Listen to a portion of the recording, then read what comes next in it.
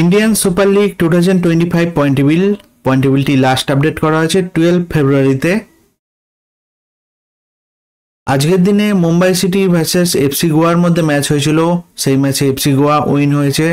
তাই আজকের পয়েন্টেবিলিটি ঠিক এরকম: 1 নম্বর আছে মোহনবাগান সুপার জেন্ট, 20 ম্যাচ খেলে 46 পয়েন্টে।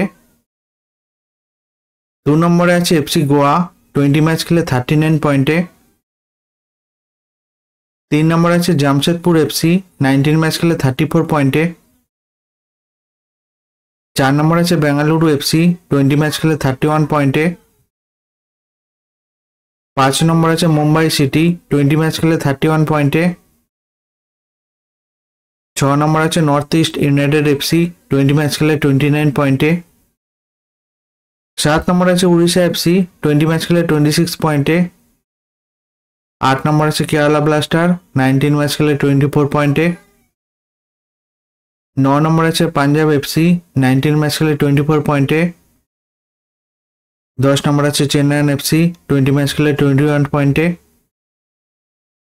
11 নম্বর আছে ইস্ট বেঙ্গল, 19 ম্যাচ খেলে 18 পয়েন্টে।